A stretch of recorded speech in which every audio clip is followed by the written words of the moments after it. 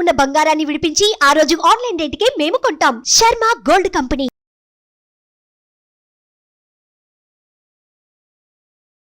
నమస్కారం, సుమన్ టీవీకి స్వాగతం. ప్రస్తుతం మనతో పాటు ఉన్నారు ప్రముఖ జ్యోతిష శాస్త్ర పండితులు, శ్రీచక్రపీఠ వ్యవస్థాపకులు శ్రీ ప్రదీప్ జోషి గారు. గురుగారు నమస్కారం.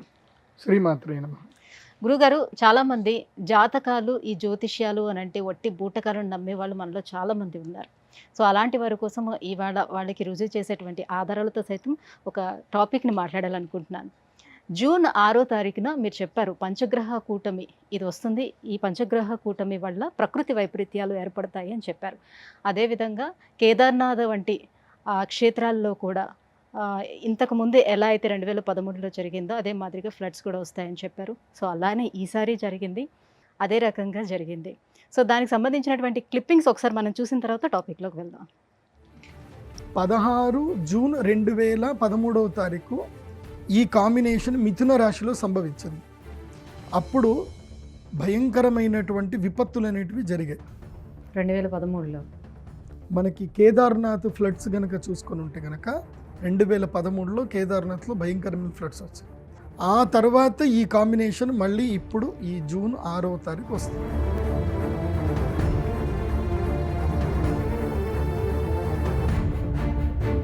గురుగారు, ఇంత కరెక్ట్గా, ఇంత ఎగ్జాక్ట్గా జ్యోతిష్య శాస్త్రం ప్రకారం ఇవి జరుగుతాయని ఎలా చెప్పగలుగుతారు? శ్రీ గురుభ్యో నమః. శ్రీమాత్రే నమః. శాస్త్రం ఏం చెప్తుందంటే యదిహాస్తి తదన్యత్ర ఎన్నేహాస్తి న తత్క్వచిత్ అని చెప్తుంది. అంటే ఇక్కడ లేనిది ప్రపంచంలో ఎక్కడ లేదు, ప్రపంచంలో ఏదైనా ఉంది అంటే అదంతా కూడా ఇక్కడే ఉంది అని చెప్తుంది. అంటే శాస్త్రంలోనే అన్నీ ఉంటాయి.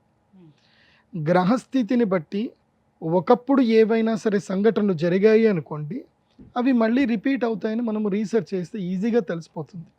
ఇదేం పెద్ద కష్టమైన విద్య కాదు. కాకపోతే ఈ యొక్క బ్రహ్మాండములో కాలము అనేది ఒక అద్భుతమైంది. మనము ఈ బ్రహ్మతత్వాన్ని, ఈ సృష్టితత్వాన్ని, ఈ ప్రకృతిని మనం అర్థం చేసుకోవాలి అని అంటే దీనితో పాటు నడిచేది ఒకటి ఉంటుంది, అదే కాలం. అంటే ఇవాళ మీరున్నారు, మీ తాతలు ఉన్నారు, ముత్తాతలు ఉన్నారు, ఒక 100 తరాలు వెనుకకి వెళ్ళినా సరే ఆ తరతరాల నుంచి మళ్ళీ మీ తరం వాళ్ళే మళ్ళీ పుడతానే ఉంటారు, మళ్ళీ చనిపోతూనే ఉంటారు, మళ్ళీ పుడతా ఉంటారు, చనిపోతూ ఉంటారు. ఇది ఒక చక్రం. ఈ సైకిల్లో మనం పుడతా ఉంటాం, చనిపోతూ ఉంటాం. కానీ మనం పుట్టినా చనిపోయినా ఎప్పటికీ సాక్షిభూతంగా ఉండేదేంటి? కాలం. ఎప్పటికీ నిలిచేది ఏమిటి అంటే ప్రకృతి. ప్రకృతి ఎప్పటికీ ఉంటుంది. ఆ ప్రకృతిని చూస్తున్న కాలం ఎప్పుడూ అలాగే ఉంటుంది. ప్రకృతి అంటే మనమే. అందులోపల చెట్లు, చామ, పుట్ట అన్నీ ఉంటాయి.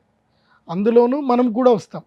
84 లక్షల జీవరాశులన్నీ కూడా ప్రకృతిలోనే భాగం. ఆ ప్రకృతి జననము మరణము జరుగుతూనే ఉంటాయి.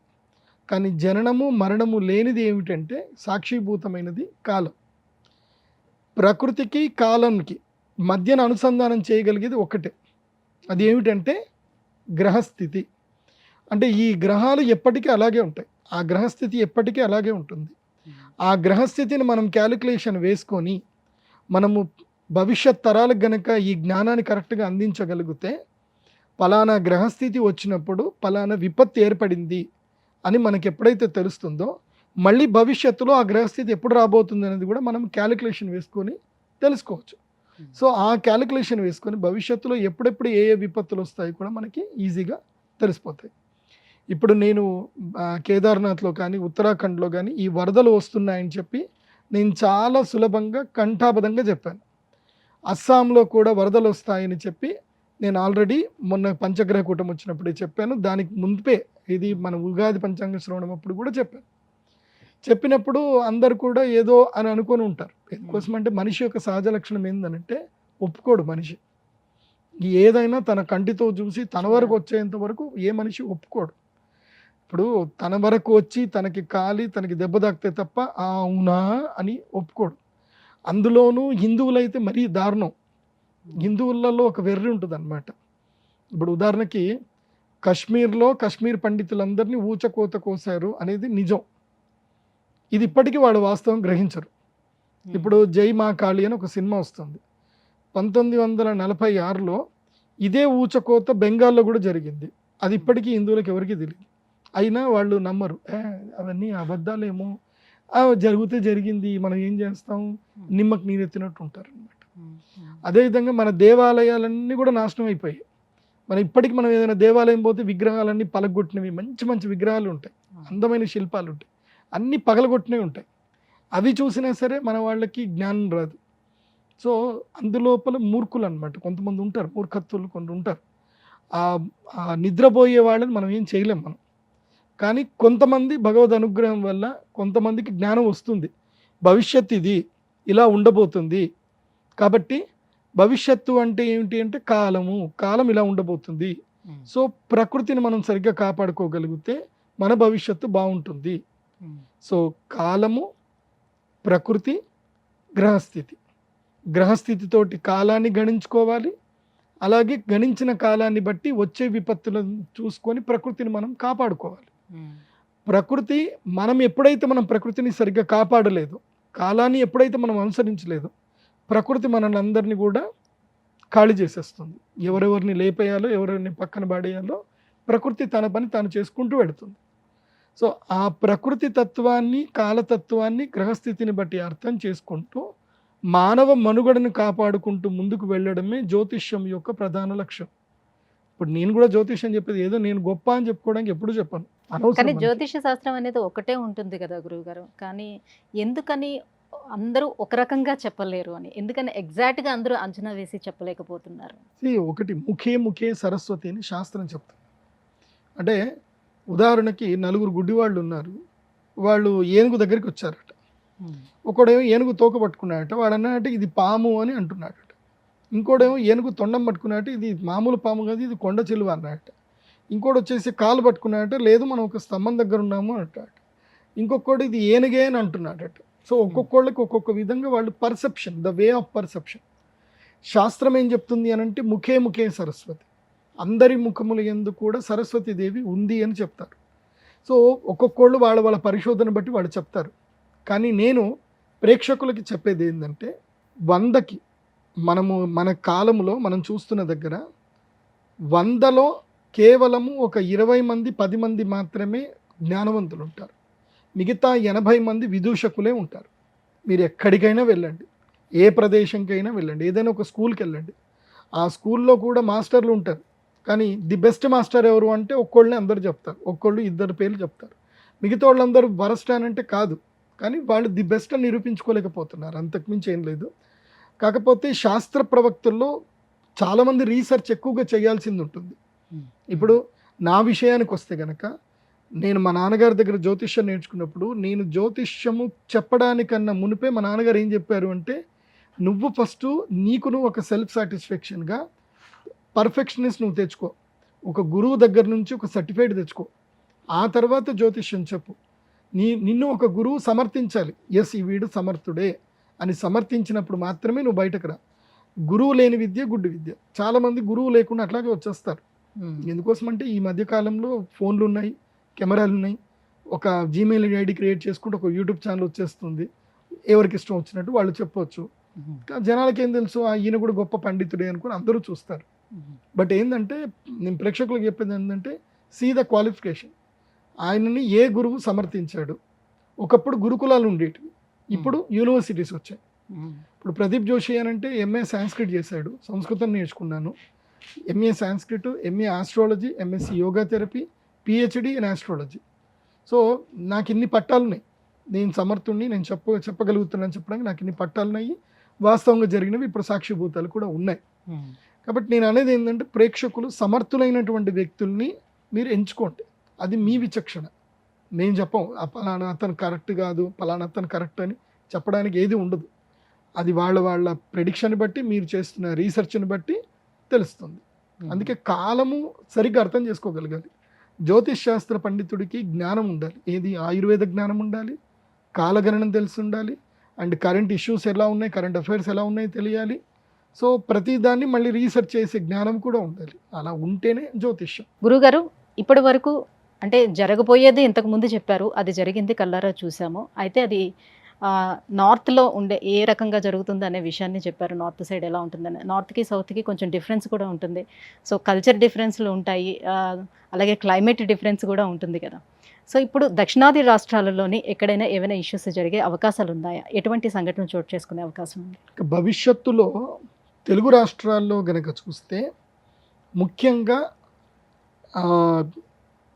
విజయనగరము, శ్రీకాకుళము, విశాఖపట్నం ఈ ఏరియాలో కనుక చూస్తే ఈ ఆగస్టు 15-18 తారీఖు తర్వాత ఆగస్టు నుంచి ఇక్కడ వర్షాలు విపరీతమయ్యే అవకాశం ఉంటుంది.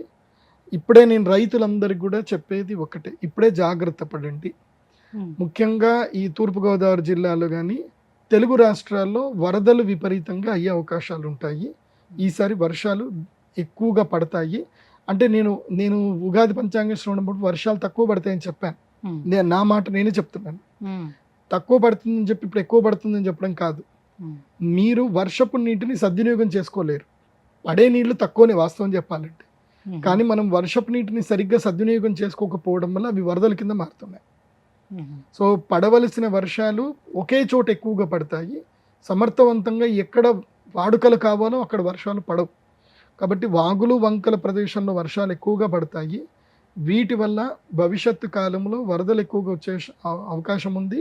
ప్లస్ నవంబర్ 17వ తారీఖు నుంచి డిసెంబర్ 22వ తారీఖు మధ్య లోపల విశాఖపట్నం ప్రాంతం లోపల తుఫాన్లు వచ్చే అవకాశం ఉంది. విపరీతమైన తుఫాన్లు వస్తాయి, అది కూడా గుర్తుపెట్టుకోండి. అండ్ ఇంకోటి కూడా చెప్తున్నాను, జాగ్రత్తగా వినండి. నేటి నుంచి 2 సంవత్సరాల తర్వాత 2027వ సంవత్సరము సెప్టెంబర్ మాసము లోపల అమరావతి, కృష్ణానది ఆ తీరము లోపల వరదలు ఏర్పడతాయి. ఈ లోపల 27 సెప్టెంబర్కి నేను ఆల్రెడీ క్యాలిక్యులేషన్ వేసి పెట్టాను. ఇప్పుడు అమరావతిలో భూములు కొనుక్కునే వాళ్ళు కానివ్వండి, అమరావతి నిర్మిస్తున్నటువంటి ప్రజా అధికారులకు కానివ్వండి, ఇది ముందుగానే ఒక సూచనను నిర్ణయం చేసుకోండి. మీరు కృష్ణానది మీద ఏదైతే ఆనకట్ట ఇటువైపు వరద నీళ్లు రాకుండా చేయవలసినటువంటి ఏవైతే పరిష్కార మార్గాలు ఉంటాయో ఈ 2 సంవత్సరాలు చేసేసుకోండి. ఈ 2 సంవత్సరాల కాలం ముందుగానే చెప్తున్నాను. ఏం జరుగుతుంది అని అంటే అక్కడ కృష్ణానది నుంచి వరద వచ్చే అవకాశం ఉంటుంది. పెద్ద ముప్పు రాకపోవచ్చు, కానీ ఆస్తి నష్టం అయితే జరుగుతుంది. దీని పట్ల మాత్రం ముందుగానే అప్రమత్తంగా ఉండండి. అది కాకుండా గోదావరికి కూడా ముంపు వచ్చే అవకాశం ఉంది. భవిష్యత్తులో 2027లో గోదావరికి కూడా ముంపు వచ్చే అవకాశం ఉంటుంది. ఈ లోపల పోలవరం ఏదైతే కంప్లీట్ చేసుకొని ఆ వరద నీరు ఏదైతే ఉందో అది సరిగ్గా సాగు అయ్యేటట్టుగా 2 సంవత్సరాలు పూర్తి చేసుకున్నట్లయితే అది మేలు జరుగుతుంది. లేదంటే ఇప్పటి వరకు మీరు కష్టపడి కట్టిన ప్రాజెక్ట్ కూడా పోయే అవకాశాలు ఉంటాయి. ఇది భవిష్యత్తులో ఇది జరగబోతుంది, అది కూడా చూసుకోండి. ఇంకా కొన్ని చెప్పాలంటే కూడా భవిష్యత్తు కాలంలో ఇంకొక 6 నెలల తర్వాత తెలుగు రాష్ట్రాల నుంచి కొన్ని అద్భుతమైనటువంటి వ్యక్తులు కూడా బయటకు వస్తారు. మన భారతదేశానికి మంచి పథకాలు వస్తాయి. తెలుగు రాష్ట్రాల నుంచి మంచి మంచి అద్భుతమైన వ్యక్తులు వస్తారు. ఇలా అన్నీ మంచి జరుగుతాయి.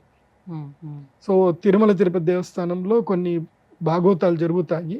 ఏవైతే కనుక కుంభకోణాలు వస్తాయి అవి కూడా ఈ సంవత్సరం డిసెంబర్ లోపల కూడా బయటపడతాయి. అది కాకుండా ఈ సంవత్సరము డిసెంబర్లో ముఖ్యంగా ధనుర్మాసంలో తిరుమలలో కొన్ని అద్భుతాలు జరుగుతాయి, ఆశ్చర్యకరమైన విషయాలు జరుగుతాయి. ప్రజలకి వెంకటేశ్వర స్వామి ఉన్నాడు అని ఒక సాక్షిభూతమైనటువంటి సంఘటనలు, కొన్ని ఆశ్చర్యకరమైన సంఘటనలు తిరుమలలో జరుగుతాయి. అవి అందరూ కూడా చూస్తారు. ఇవి భవిష్యత్తులో జరగబోయే అద్భుతాలు. గురుగారు, ఇప్పటి వరకు మీరు చెప్పినవన్నీ జరుగుతూనే వచ్చాయి. సో ఇకపై జరగబోయే ఏంటని చెప్పారు కాబట్టి ఇవన్నీ గ్రహించి వాళ్ళు కొంత జాగరూకతతోటి వెళ్తే వాళ్ళ సేవ అయ్యే అవకాశాలు కూడా ఉండొచ్చు. మేము కృష్ణానదికి కరకట్ట అయితే పెద్దగా కట్టి పెట్టండి. ఇప్పుడే చెప్తున్నాను, 18 అడుగులు 20 అడుగుల పైన కరకట్ట కట్టి పెట్టండి. అంటే ఇటువైపు రాకుండా, రాజధాని వైపు వరద నీరు రాకుండా ఇప్పుడే జాగ్రత్త పడండి. ఇలాంటి సంఘటనల వల్ల జ్యోతిష్య శాస్త్రం అనేది ఉంది, ఇది శాశ్వతం, నిజం అని నమ్మే విధంగా మీలాంటి గురువులు తెలియజేయడం వల్ల మాకు తెలుస్తుంది. గురుగారు, ధన్యవాదాలు. శ్రీమాత్రే నమః. సుమన్ టీవీలో మీ పర్సనల్ అండ్ బిజినెస్ ప్రమోషన్స్ కోసం కింది నెంబర్కి కాంటాక్ట్ చేయండి.